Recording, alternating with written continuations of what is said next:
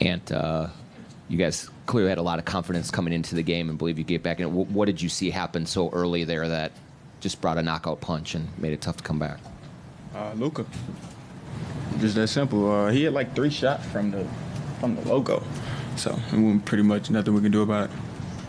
What's your emotions as the season now comes to an end about what you accomplished and where it fell short? I just said we'll be back next year. Do you think this is something that you just have to go through experience to kind of build on? Unfortunately, it's going through it with a loss, but I guess so. What do you think about? Hey, bring me a towel. And what do you think about this Mavs group and their potential of what they could accomplish in the finals? And what do you think you can take from what they did to stop you personally in this series and apply it to next year and beyond? Nothing.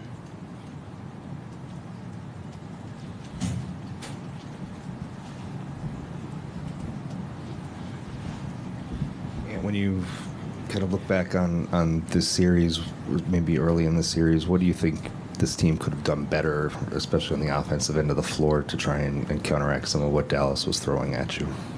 We never clicked all together as a team in this series. Not even one game. I think that was the main thing. The last 2 series, we was all clicking at one time, making shots and stuff. We wasn't clicking at one time now.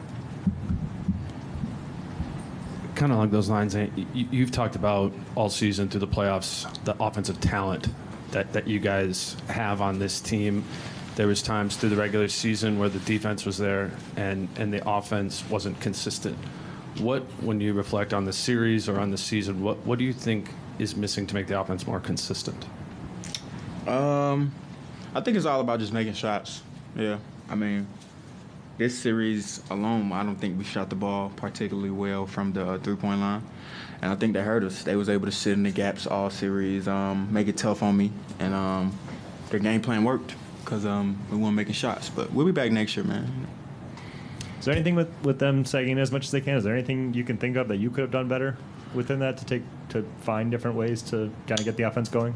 No, not at all. I feel like I was getting to the teeth of the defense, creating good shots, creating the same shots that we was getting versus the other 2 teams that we played previously, and they just wasn't falling for us. And it's a lot of our guys' first time being in this light, so especially me, it's my first time. So we'll be ready, man. We'll be all right. First time, took a loss. Congratulations to the Mavericks, and we'll be back. We'll be all right.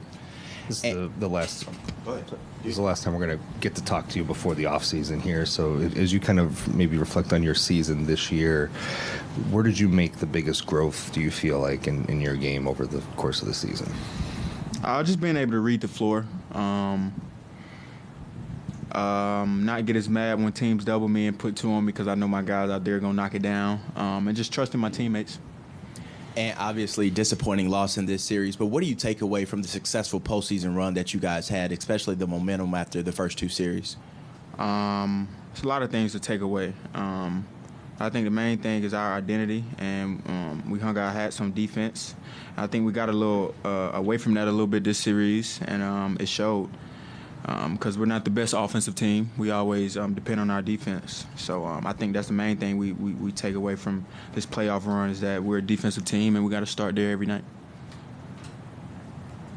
And your first real deep playoff run, how much did you enjoy just what playoff basketball has to bring? It's fun, man. I love it. I wish we could still play. I wish we was going back to Dallas for Game 6.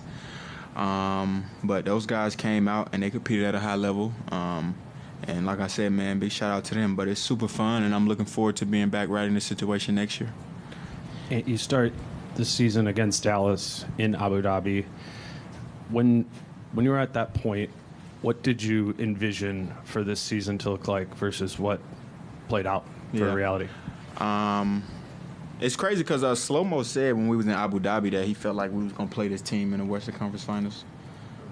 He told me that in Abu Dhabi, so it's kind of crazy that we seen him. And but they made some changes to their roster big time, and it helped them a lot. And some of the young guys, Miller, and we didn't see some of those players. What do you got coming behind you with the younger guys? We got a lot. I mean, our coaching staff and organization, weight room guys, they do a great job of preparing those guys. So this summer is going to be big for our young group. I mean, including me. I'm still young. Because we got some players that's haven't been able to showcase their talent. We got a lot of players. Hey, and what did you learn through this playoffs, and what do you think it will do for you this summer as you prepare to come back next year and go even further? I mean, you just know how you got to train because, like I said, I've never played this deep into a basketball season. So now I know, like, okay, in order for me to be able to be dominant in the third round, and if we get past the Western Conference Finals and go to the finals, I got to train like I'm going to go to the playoffs. So I can't be missing training days. I can't take days off. I can't, you know what I mean? I got to be ready. So now I know what it takes. I'll be ready. And I know it's a quick pivot here, but what are you looking forward to from the Olympics experience coming up? I don't even want to talk. I don't know.